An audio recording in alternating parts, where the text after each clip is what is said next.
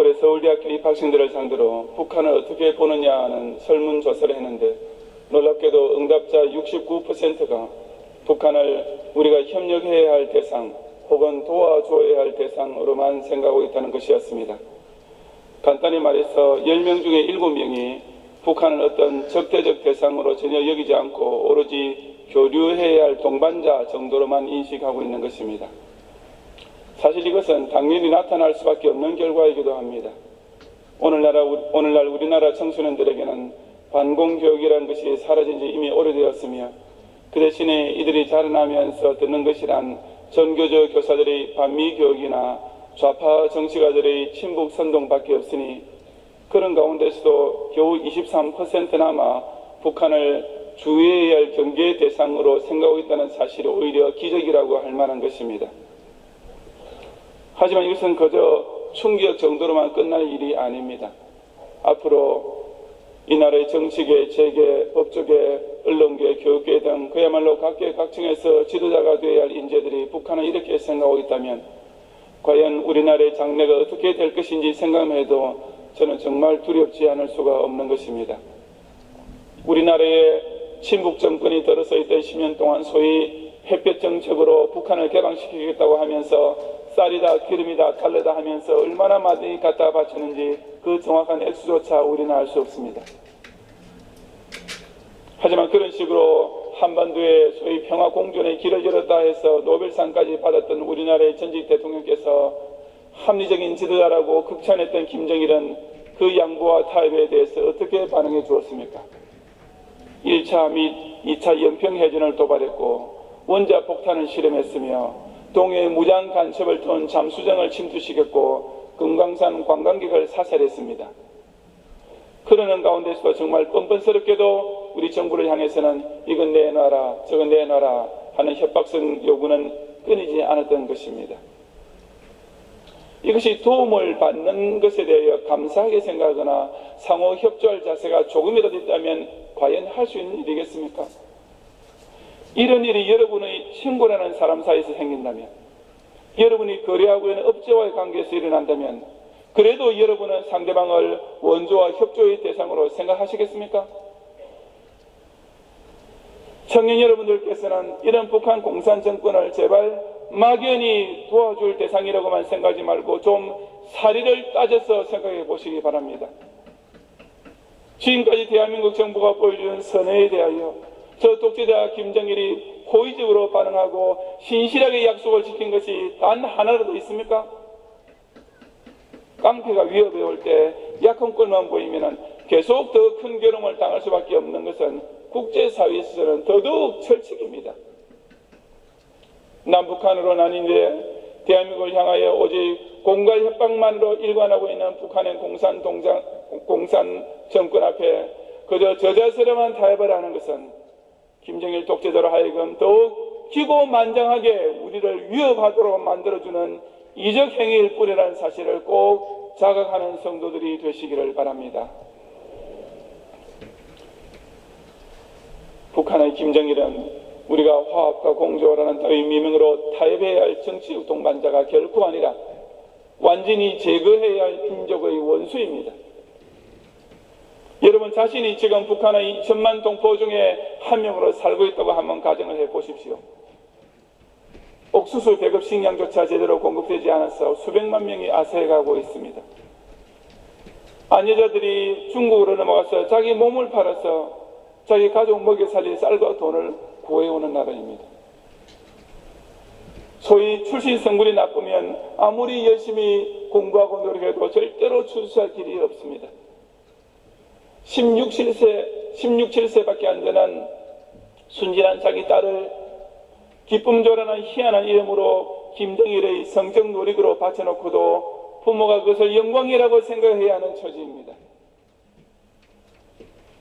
김정일은 벤츠 자동차와 고급 곤약의 세계 제1위 고객이면서도 북한의 인민들은 밤에 위성사진을 찍어보면 평양시 외에는 전국의 전기 불빛이 거의 보이지 않는 어둠 속에 살고 있습니다. 김정일 자신은 매일 밤마다 대한민국의 오락 프로 비디오를 그렇게 즐겨보고 있으면서도 인민들은 단파 라디오로 외국 방송만 들어도 당장 정시범 수용소로 집어넣는 나라인 것입니다.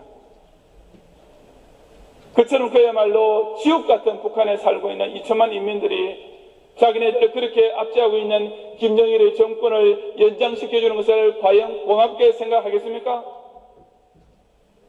청년 여러분들은 북한의 이런 공산 독재 체제를 계속 유지할 수 있도록 도와주는 것이 정말로 올바른 민족 공조라고 판단이 되십니까? 더구나 6.25 사변을 통하여 얼마나 많은 교회들을 파괴하고 신자들을 죽였습니까? 지금도 북한의 지하교회를 그 얼마나 끔찍하게 박해하고 있습니까? 그런데 이런 악한 원수를 무슨 형제 사랑이냐 하면서 도와줘야 한다는 것이 도대체 무슨 뚱딴지 같은 소리입니까?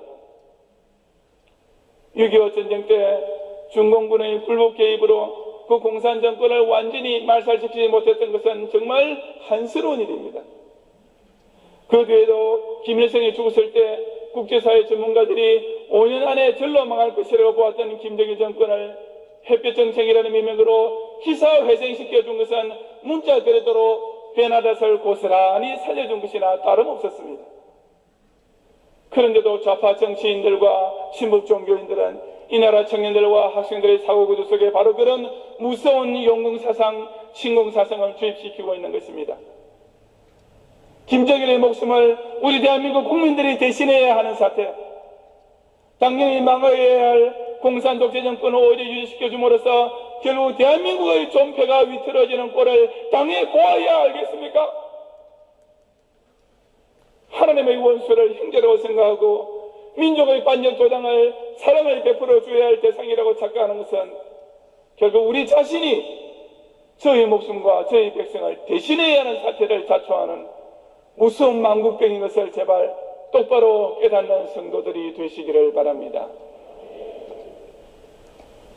성도 여러분, 얼마 전에 이명박 대통령의 천안함 대국민 담화가 있은 후에 한 통의 편지가 청와대로 배달되었습니다.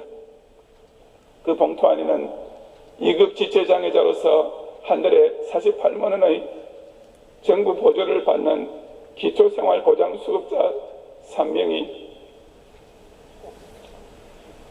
자기네들을 가르쳐서 우리는 나라와 이웃들에게 많은 도움을 받으면서 살아가는 사람들이라고 소개하면서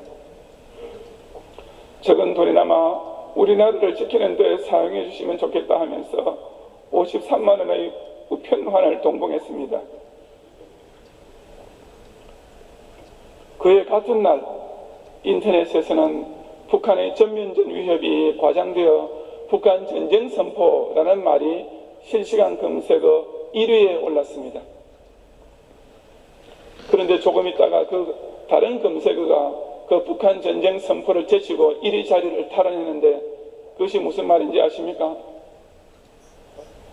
앞으로 김정일이 진짜로 전면전을 펼쳐온다 해도 먼저 간첩 해커들을 이용해서 암흑의 연예인 열애설 하나만 띄워놓으면 이 나라의 청년들은 북한 공산군이 휴전선을 돌파하여 서울 시내에 진군해야 할 때까지도 그저 인터넷 화면만 들여다보면서 그 열애설에 대한 댓글들만 부지런히 달고 있을 것입니다.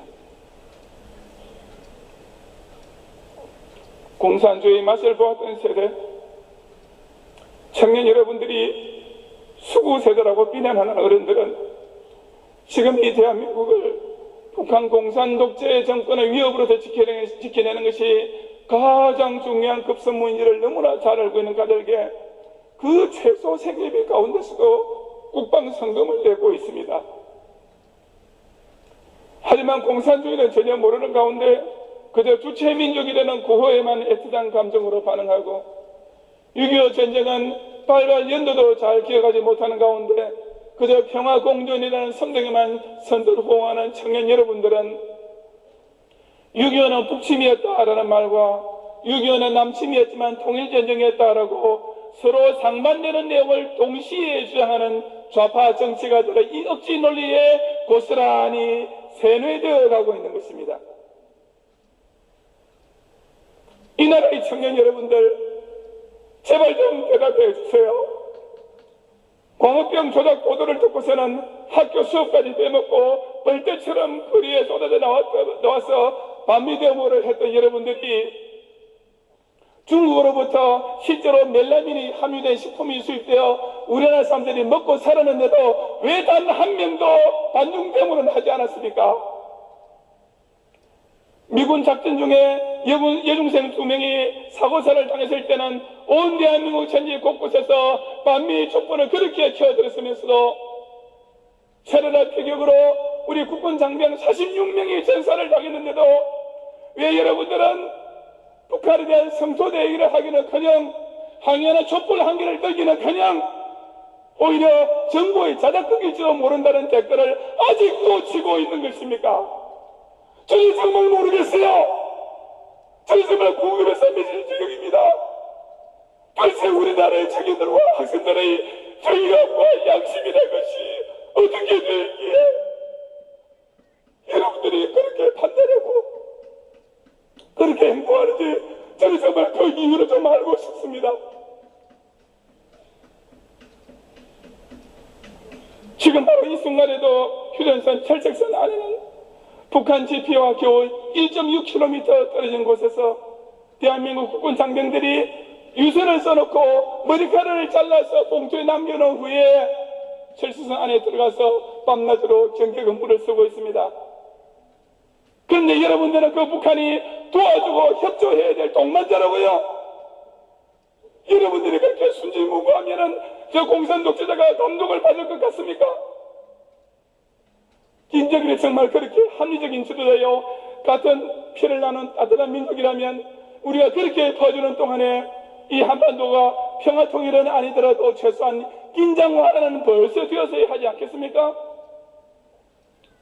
여러분처럼 자유민주주의 사회에서 상하탑을 추려가고 있는 지성인 청년들이 김정일 같은 역사상 최악 저질의 인간에게 속는다는 것은 너무나 바보짓이 아니에요?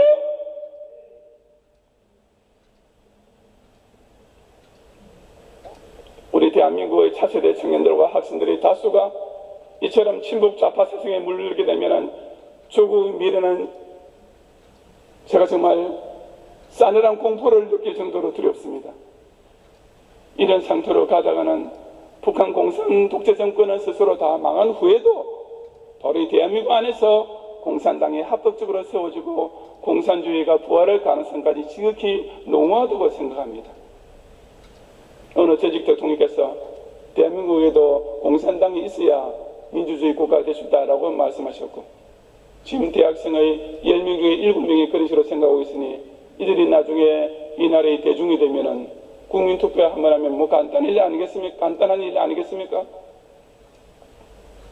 만약에 그렇게 된다면은 결국 우리 기독 신자들의 목숨이 공산 독재자의 목숨을 대신하게 될 수밖에 없는 것을 알아야 됩니다.